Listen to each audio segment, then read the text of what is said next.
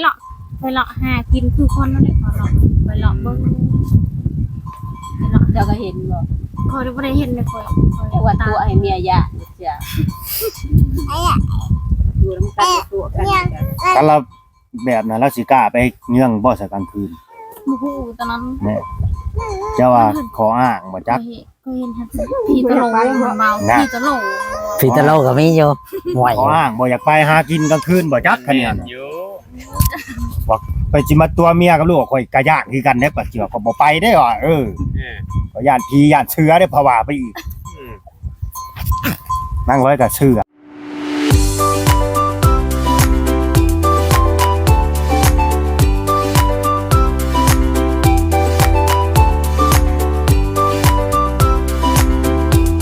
มันคือปวดจะไปเนาะ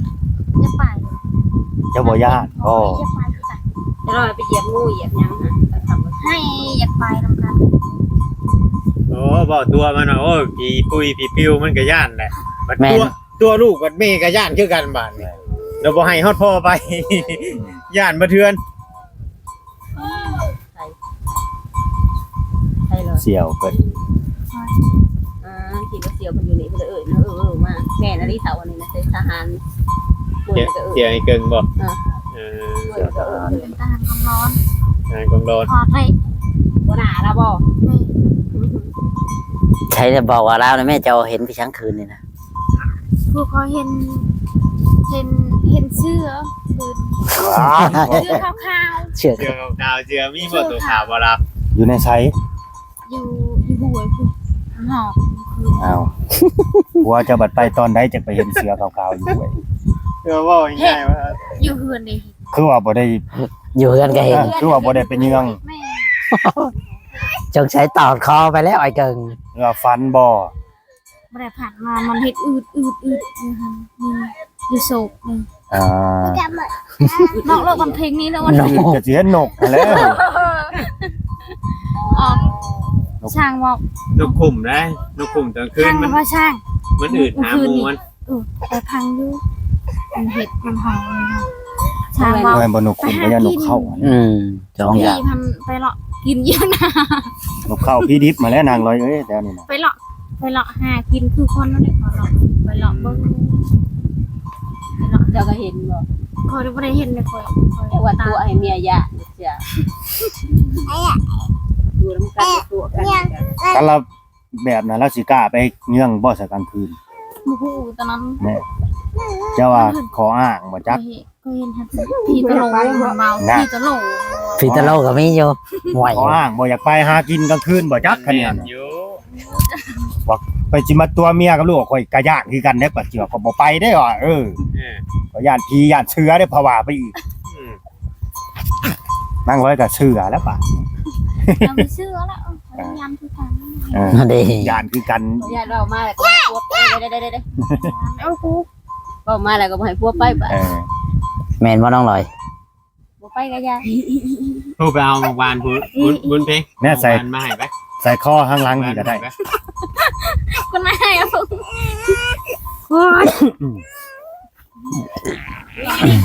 เบิ่งว่าคืออยากอมแต่สิหาเนี่ยมันอมบ่ใส่ว่ะ นี่ อย่าร้อนนั่นนะคุณ เอานี่เอาอมนี่มันเล็กอยู่ มันบน มันจับบ่ได้บ่ผม ก็ไปเรื่อย แล้วเสือตัวขาวตัวนี้ที่ เอาคอย ก่อนเฮ็ดจะเสียลาย ๆบ่อันที่ คือกันนะ ที่ว่ามันห้องอึดๆนี่ นก มีอยู่สองอย่างเด้อนกคุ้มกับนกเข้า เขาไม่ได้กู แม่นยันเพิ่นนกเข้า กู้ นั่นแหละครับ เคยจะใช้แต่นกคุ้มไปนกคุ้มกับมันนอนขี้นี่ตอนคืนนี่มันอยากอืดเด้กับนอนตัวเดียวน กอีหยังที่ เดือ มัน น แจ้ง หอม เนาะ เนี่ย เดื มั อน น แม่นเนาะ เกี่ยวเขานะหอมคนดัง หัวแล้วเอ้าคอยยันคือกันนะคือนี่แล้วคอยมันปบนอนโอ้ยคอยยันคือกันนะลูกจะพยานหัว ไฟกับบ่มีอีกเนาะดูมันมืดอีกบ่ มันมืด ไฟกับบ่มี ๆอ้าวหัวไผ่มีสองมา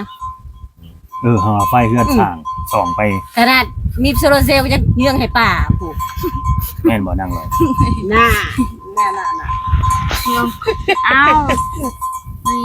เรียกเขาเร็วนามเร็วพูดเขาเลยไป ไปไส ไปเฮ็ดงาน แม่นซะบ่ คอยเนาะเดี๋ยว เพิ่ เพิ่ น นสิ ว่า ไป เมื่อวานนี่นะ ฮะ ว่าเมื่อวานนี่ ว่า สิไปเก็บกาแฟ ไปคือกัน อ่า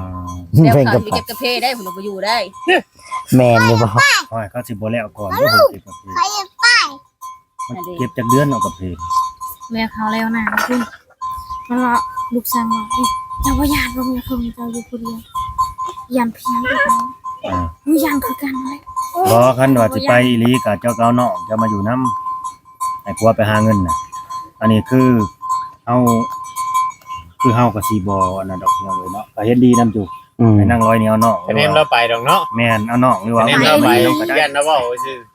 มันว่าเขาชื่อ เอาน้องหรือว่า เอาเอื้อยก็ได้ เอาเอื้อยมาอยู่นํก็ได้เฮ้ยเอื้อยมาอยู่มันสิบ่มุมอีปุ้ยบ่ บ่เอามาก็จะเอื้อยนะ ลูกเราหลายเนาะ เอาน้อง ดีนำ ดี ดอก กว่า จังหน่อยน่ะสิบ่อันบ่แม่นหยังดอกเขาสิบ่มีก็กินนะมันหลายคนเลยเอาอันน้อง เอาน้องเจ้ามาคำไอ้เกิงสิไปดีห่างจันแต่เราเว้าซื่อ ๆหมอไปลี ว่าบ่อยู่ความเก่าอะเนาะ ไป เว้าได้เลย แล้วสิเตาถ่านบ้านนี่สิไปเก็บกับพี่ เว้าว่าได้จักแล้วนี่ซ้ำได้ไม้ได้มือแล้วว่ะเอาทานก็ได้เรื่อยไม่เช่นก็ได้บ่ได้ย่านหยังว่ะได้จักแหละ แล้วเราปวดแซว่าเขาว่าเก็บได้มื้อละล้านนะล้านปลายนี่ จะไปเด้อ ให้เพิ่นลองไปลองเบิ่งเนาะ แม่ แซก็เอื้อนหลังนี่บ่เขามาบอกเขามาเว้าสิพาไป แม่นๆช่วงนี้เขาเก็บกาแฟกันเป็นจังได๋คันว่าเฮาบ่มีครอบครัวเฮาก็สิไปกันแหละเก็บกาแฟนี่ ไป ค่อยนี่ไปลองเบิ่งโลละ 3,000 ให้เมียอยู่เฮือนเจ้าก็ได้ สิบ่ได้บ่มื้อละ300,000 เอาที่หัวซะ มื้อละ300,000กีบเนาะพี่น้องเอ้ย100โลได้จังได้300,000น่ะคิดว่าสิได้บ่ป้าจ้อย บ่ได้ 100โล บ่ได้ดอกค่อยบ่เคย บ่ได้ มาขันหมากเลยเนาะอย่าเชิญ โดยโลจังสิได้300,000โลไป3,000ติ แม่นต้องฮอด100 ได้ โล โลอีกโลอุ้ย ก็ดีแล้วผัวคิดว่าอยากไปหาเงินหาคำไปแล้วให้มันได้เงินได้เลย เพราะว่าเมียอยู่กับไผเมียก็อยู่เฮือนจังได๋วะ บ่ยากว่าสิคันเจ้าไปก็ให้แต่เจ้าไปว่าสิขอสิเอาพี่น้องไปมาอยู่นำว่าสิ เรียกเขาเร็วนาม แล้วไหนๆเขาบ่ได้เฮ็ดจะบ่ได้เฮ็ดเนาะไปดูเดี๋ยว เขาบอกอย่าไปชื่อๆเลยไปเฮ็ดกาแฟอีหลีเลยอย่าตัวบ่ได้ ได้ลูกอยากกินนมเนี่ย เขาพูดลูกอย่ากินน อยากกินนม เดี๋ยวกินนมอีกแล้วอ๋อแม่นว่าน้องบุญเพ็ง อันนี้ก็สิไปนำพ่ออีกบ่นานนี่ บ่อยู่บ่นะแม่น่ะอุ้ย พี่ฮอดแม่จะบ่บ่อาจารย์ เป็นจังได๋บ่กินฮอดแม่น่ะ พี่ฮอดแม่ฮักแม่ไปทางใดไปนำอยากได้เงินฮู้จักอยากได้เงิน แม่นต้องให้พ่อไปเด้อบุญเพ่งเด้อจะไปหามพ่อจะเด้อเห็นบ่ ไปนำถ้าเข้าใจเลย เจ้าก็อยากไปน้ำพ่ออีก สิไปนำขอยก็อยากได้เงิน โอ้สิไปเก็บกาแฟน้ำพ่อบ่ตายเอ้ย เจ้าเรื่อง ตายเลย ขอยก็อยากได้เงิน สิได้เงินหรือสิเสียเงินเด้อันนั้นน่ะ ยันไปฮอดแล้วมาก่อนติ แม่ กินฮอดแม่ หนาวอย่าเด็กหน่อยไป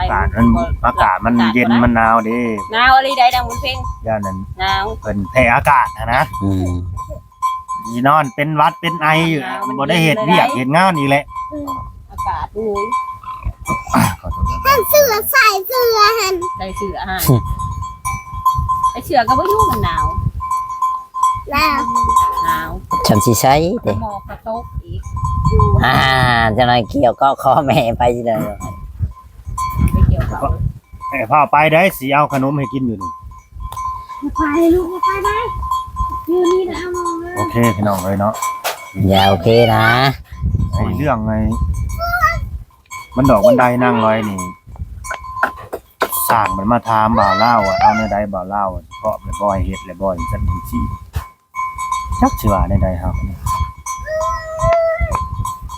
ถามว่าเพาะบ่มันก็บ่เพาะกระสุนบ่มีกระสุนเบิด จะชนหมดแล้ว กระสุนเบิด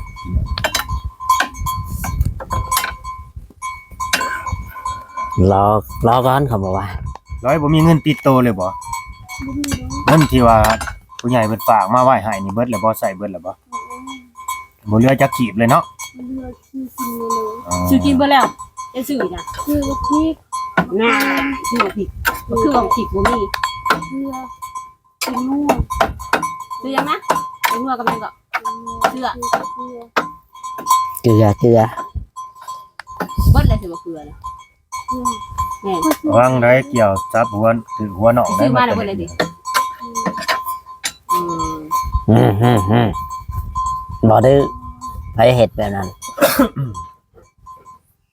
โอเค เอาไปไว้ไปแล้วก็เอาขนมไปอยู่รถไป สบายดีก่อน แล้วเอาขนมกับป้าลุงไป จับดีๆพี่บ้านเนี่ยบ่ได้พอไปของบ่ไปได้จ้ะ เอาเกี่ยวไปไว้อยู่หลังสุ่มน่ะก่อน ไปดี ไว้ ปลาลงไปจับปวดจับเกี่ยวขึ้นเห็นไหม บ่เพ่งเอาเกี่ยวไว้อยู่หลังสุ่มก่อนแล้วไปเอาขนมน้ำป้าลุงเร็วๆอยู่รถก็ไว้อยู่หลังสุ่ม บ่จักลังชุมอยู่บ่จักจังบ่ชด ทำง่าย ไว้อยู่ครับพ่อ ง่าย บ่ มา จัก จาก สุ่ บาม งสุ่ม บ่จัก เออ ใช้ไก่นะ มาบัดนี้ สบายดีก่อนอีกรอบหนึง ยกขี้ไว้จำก่อนที่กลับไปลาวให้นั่งไว้ มีหยังบอกได้ไหม หารุ่นน้ำกันเอาสบายดีนั่งร้อยโดยสบายดีต้องหันหน้าไปกับอย่างนี้อีกอย่างไรสิแล้วคนมันแบบเลี้ยงลูกมัน เวลามันเห็นยังมันกะลงกะลืมเนาะ ไปหลุดปากไป ลงลึกๆเพื่อ นี่ก็ตาบอดเด็กน้อยสัตว์ตายสงสารมาเกิดอยู่ในครอบครัวที่ว่าพ่อแม่คนสมบูรณ์แน่นะเอ้ยอันนี้ก็เนาะบ่ได้เราคำพีสิ บอกความจริงดิ ถ้าเกิดอยู่นำครอบครัวบาดจ่อยนะที่ได้รับการดูแลดีกว่านี้ เพื่อ น้องบุญมี ย่า เป็นบุญของเก่าน้องบุญมีเนาะ เยอะๆตาจะเป็นยังถึง เจอปากจับมันอยากกินนมมันอยากนอน เอาน้องมันมี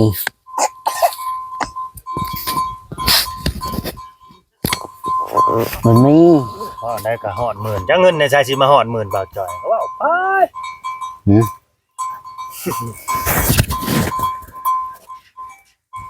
ถ่ายเล็กหน่อยนี่แหละอันนี้มียังดอก อายุ ที่เบิ่งบางคนเป็นจังเด่นเนาะ แม่น นี่หน้าตาน้องมันมีตาจะบอดแล้ว เลี้ยงเอาเด้อพี่น้องเอ้ยเลี้ยงเอาเบิ่งเอาอุปถัมภ์เอาสงสารเด็ก ตา พ่อมาก็คันได้ไปแหละก็เป็นนั่นแหละบ่สนใจดอกทั้งพ่อทั้งแม่แหละเขาก็เลี้ยงไปตามภาษาของเขาเนาะ เที่ยงไปตามกัน จะว่าแก้เชื่อกินจากคุณยับเย็นออกมาแต่แกแต่เรามาหาที่เงินคือนี่เบิ่งว่าอยากแม่นได้กิน เก่งบ่ เป็นแก้เชื่อที่รู้จักตัวสีเป็นโดด ชีเถิกแนวสิ พูดมึงดูเอื้อยกับแม่จะมาแล้วพูดก็ได้ดีช่างมาก เขาได้ยังนั้นนะ พูด เป็นพวงเป็นพันมาเลย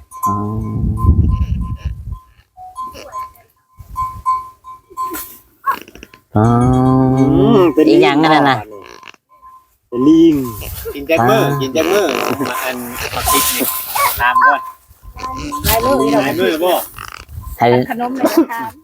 ให้น้องกินน้ำแน่มาพริกนะบางพบน้อง ยา ซื้อ ตากคนเด้อบอกผิดกันนี่เด้อ ตอนนั้นลายมาตากคนเนาะ นั่งรถนี่ อันนี้ให้เฮาบ่ เบิ่งเด้อไงหลังตึมลงคุณเด้ อันที่แห่งน่ะอุ๊ยสมองตึงเลยร้อยบริษัทผิดเลย บ่เป็นหยัง เธอบริจาคใด ที่จริงน่ะ FC เพิ่นเว้าเลยได้ ชิ้นหมู แม่นบ่ได้เป็นหยังเลยบ่ได้เกี่ยวกันเลยกับโรคบ้าหมูเขาว่า เพราะว่าบ่ได้เกี่ยวกันในยิน FC เว้าอยู่ แม่นแบบแพทย์หมอนะพี่น้องเอ้ย มื้อน่ะนั่งก็กินมาม่าเดี๋ยวมาม่ารสหมูสับ อันนี้เฮาก็บ่ฮู้ กิน บ่ได้เป็นหยัง ไม่ เนาะ ได้เป็นอย่าง แพทย์หมอเพิ่นเว้าได้เพิ่นวินิจฉัยออกมาได้ นี้เขาชื่อว่าน่ะมาม่าอันรสหมูสับ แต่ว่าคนแบบคือเฮาญาติกันซื่อๆนะครับมโนไปคิดเองซื่ ความ อ เชื่อของทุกคนเนาะ ๆเป็นความเชื่อเฮาญาติไปนำ บ่นะ มันบ่ได้เป็นหยังเพิ่นว่าแต่ว่ากินได้กินสุกบ่กินดิบบ่เท่านั้น แม่ ได้ยินอยู่บ่ร้อยนี่เว้านี่ บ่เล่าว่าหยัง จัก อยาก ก็ ได้ยินแล้วว่าอยู่ คือว่าได้ยินจ้ะ เจ็บเพื่อกัน อันดี จะบ่ได้ฟัง บ่ได้ยินหักจักเขาว่าบ่เล่าเว้าเรื่องกินหมูนั่นกินได้แต่บ่ให้กินดิบ เบิ่งเขาสิบอกให้กินกินได้ลูกกัน จับได้เฮ็ดให้ลูกกินได้เด้อเอาไก่ก็บ่ได้อีก ใกล้ก็บ่อยากได้เอา ไม่ได้เลย เอาแล้วช่างว่าแต่บัดจะเพาะจังให้บุญมีบุญเพ่งถือกินนี่เนาะ เซิร์เป็นญาติเด้อก็ญาติก็ดอก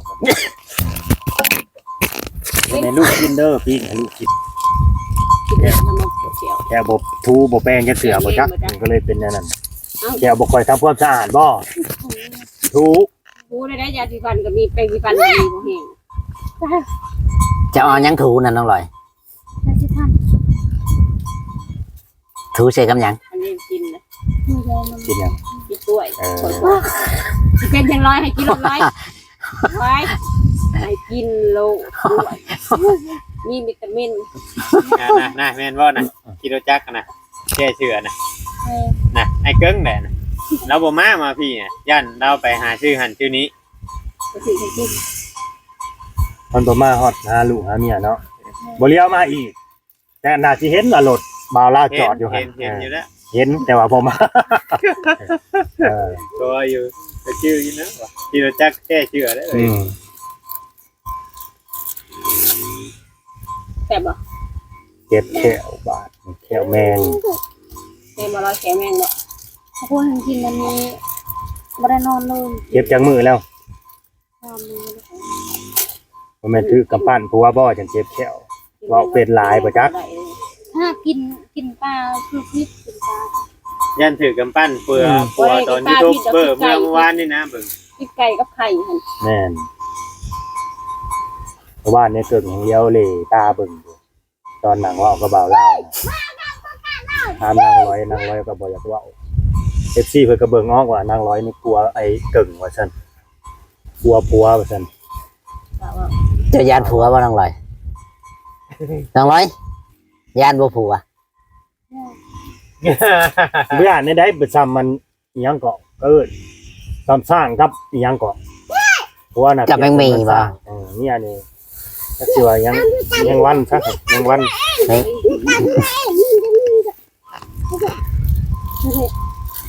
คือไปทำนี่ได้นี่ได้ ยาน่ะเฮ็ดอยู่บ่ยาน่ะผู้ใดที่ผู้ใดซื้อให้ยาน่ะบ่ผู้อยู่บ่ น่าง่อ ไปซื้อให้ผู้อยู่ นี่ กาบัดขนมมาบ่กินกล้วยบัดป้า จานนี้นอนเลย อาการที่เป็นคือเก่าเลยนะน้องลอย ยาเข้ามากล้วยนะข่อยเด้อซื้อเข้ามาให้เจ้าเด้อแล้วพริกกับหมูนั่นผู้ใหญ่ใจดีเพิ่นแม่3กุ๊กแม่3กุ๊กคุณแม่3กุ๊กเจ้าเคยได้ยังแน่นำคุณแม่3กุ๊กเจ้าจำได้อยู่บ่นั่งเลย จำไม่ได้ ฮะ ฮะ จำไม่ได้ ร้อย ใคร เออจะอย่าว่าจำบ่ได้ แล้วอีกยังอีก พริกยังอีก นอกจากหัดน่ะ คือนอน เปิบป้าป้าเปิบป้าป้า เนาะอันนี้บ่ตีดอกนางน่ะจำบ่ได้อีหลี เปิบป้าป้า เพราะว่าแบบคือผู้ใหญ่คือกันถ้าว่าผู้ใดที่ว่าก็มาแล้วเฮิงๆอยากกลับมาอีกทีหนึงคือลืมไปเลย แม่นั่นที่มันจำได้อยู่ แม่น่ะจำได้อยู่แม่ยังที่เจาะน้ำแล้วก็เฮ็ดเฮือนซอยหั่นแหละแม่อีหยังกับพ่ออีหยัง ที่นางจำได้ จำได้อยู่บ่ พออารมณ์นั่งนอน แม่นางน้อย บ่จำได้ นามสกุลหยัง จำว่า อีหยังนามสกุลทองหยัง ตอง พออารมณ์ ท ทำใจตุน เดี๋ยวจะลูกกิน โอ้ย โอ้อันตุงอันน่ะกระดาษขนมเนาะ บ่ว่ากล้วยมันบ่ให้กิน กล้วยก็คำว่าเฮาเนียนเอาบ่วงเอาหยังเนียน ลูกตกเลยนะโอ้คิดลง ได้แล้วนะมันมีแก้วนะ อืม เพิ่นได้ซื้อน้ำมันเข้ามาให้นำแต่ว่าบ่าวลาวบ่ได้ซื้อเด้อเพราะว่าน างบ่กิน ซื้อมานางก็บ่กินบ่ แต่นางก็บ่เห็นให้อีกได้กินนั่นขนาดกระถางเคยเอาไปทอน้ำมันก็ยังบ่ใส่เลยทางคุมือ มีแต่สิซื้ออย่างอื่นเข้ามาให้แทน แต่ว่าบ่ง่ายๆว่าคำแนวเป็นชิ้นหมูนี่บ่อยากใกล้เห็นน้ำมันก็บ่แม่นน้ำมันหมูก็บ่อยากใกล้อีก บ่ใกล้ เออ ขนาดกระถางเขาซื้อมายังบ่ใกล้เลย เจ้าบ่กินมีลิติหมูน่ะคุณแม่ น้ำมันถั่วเรืองนี่ก็กินบ่ได้บ่ กินมันก็บ่ขึ้นนี่ลือ คุณแม่ซ้ำคุกว่าให้เจ้ากินได้นั่งไว้มันบ่เป็นหยังดอกเพิ่นน่ะถ้าว่าพิษมาเพิ่นสิพาไปหาหมอเพิ่นน่ะเพิ่นสิฝากเงินมาพาเจ้าไปหาหมอ ตกใจ ย่านชิ้นหมูโอ้ยนางน้อยเนาะ จะมาก็ลูกว่าคิดนั่นนะ เพิ่นสิพาไปหาหมอเพิ่นว่าคันว่าเป็นหยังมานะก็พิษอัน เป็นที่รับผิดชอบเนาะ แม่นว่าเป็นน่ะกินหมูน่ะ ค่อยว่าบ่มากินน้ำกันมักแล้วค่อยลองเบิ่งนั่นแหละเสือแล้ว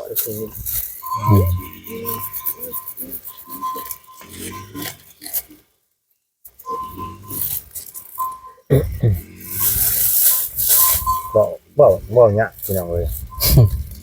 แม่นี่นะว่า ต้มเชื่อเนาะต้มเชื่อแต่ว่า